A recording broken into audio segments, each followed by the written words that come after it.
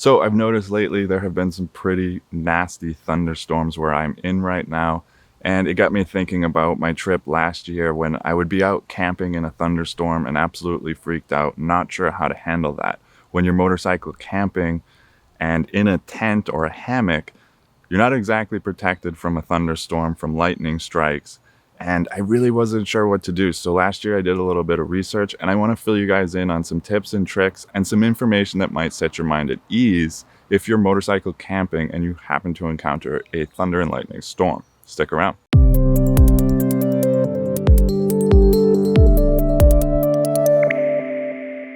So lightning, thunder, it can be an absolutely incredible thing to see out in nature.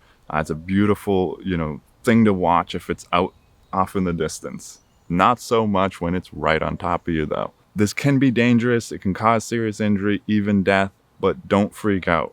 According to National Geographic, the odds of being struck by lightning in a 1 year span of time is roughly 1 in 700,000, so not that high. And also it's important to note that most people who are struck by lightning do actually survive, so it's not always deadly, but it is definitely dangerous and should be taken seriously. As a matter of fact, only about 10% of people who are struck by lightning suffer fatal injuries. And if lightning is striking within 30 feet or 10 meters of you, it is potentially deadly. Within 50 to 100 feet, or 15 to 30 meters, it is still very dangerous. Lightning can strike up to 25 miles away from the actual storm. So if you can hear it, you're within that 25-mile range and you are in a danger zone. Now, if you want to know how far lightning strikes are taking place from you, there's some pretty easy ways you can do this depending on whether you're using miles or kilometers. So if you're using miles, you're basically just going to count 1,000, 2 1,000, 3 1,000 from when you see the bolt of lightning and when you hear the thunder.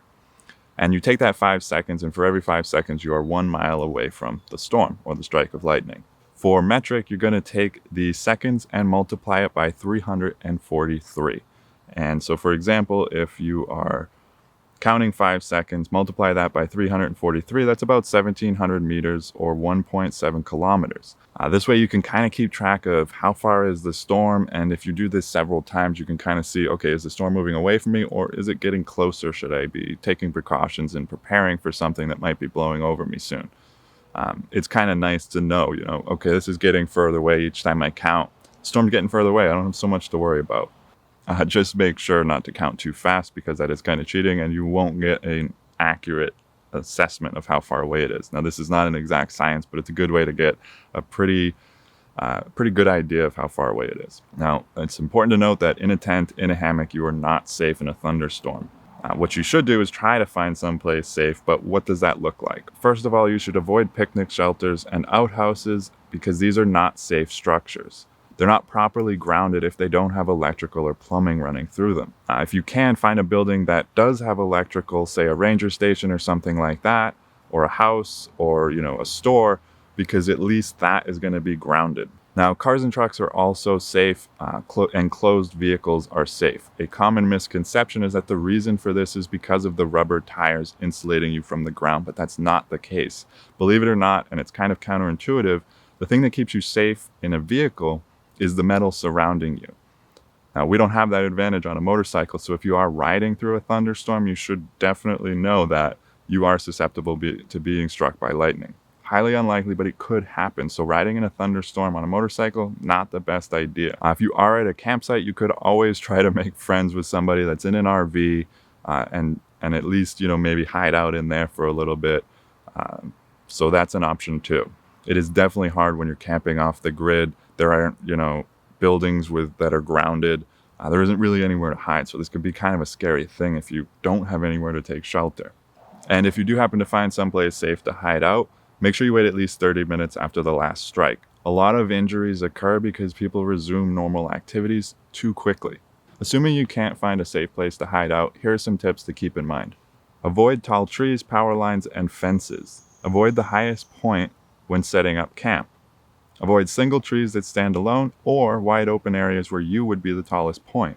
Lightning does not always strike the tallest point, but this is a good start.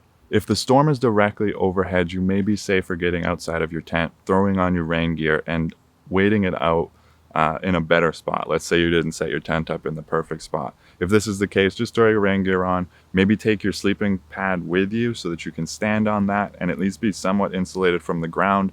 And when in doubt, you can always kind of squat down, make yourself smaller so that you're not the tallest thing in the area.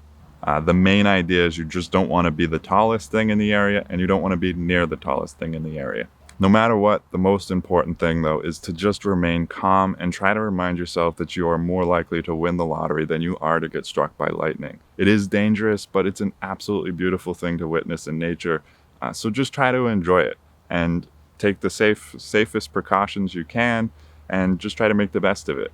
You know, it's just one of those things when we're motorcycle traveling or camping, we're out in the elements and we're exposed to some sometimes unpredictable changing weather. And we get caught up in storms that we weren't expecting, but it's important to just roll with it, go with the flow and enjoy it for what it is. It's part of the adventure, and you know, thunder and lightning is a pretty beautiful thing to see out in nature. Just try to be safe about it if you get caught up in a storm. I hope this helps you guys if you find yourself camping in a thunderstorm that you weren't expecting. If you're curious to learn more about this kind of stuff, I actually just finished writing a book about this. It's all about motorcycle camping, and I'll leave a link in the description box down below. It's a comprehensive guide to everything you'll need to know to, you know, make the best of, enjoy, and have the best, safest, most fun motorcycle camping trips. Everything including how to deal with adverse weather and things like that. So anyways, that's it for today. I hope you got something out of this video. If you did, make sure to give it a thumbs up. Don't forget to subscribe and hit the bell if you haven't already, and I will catch you guys in the next video. Ride safe.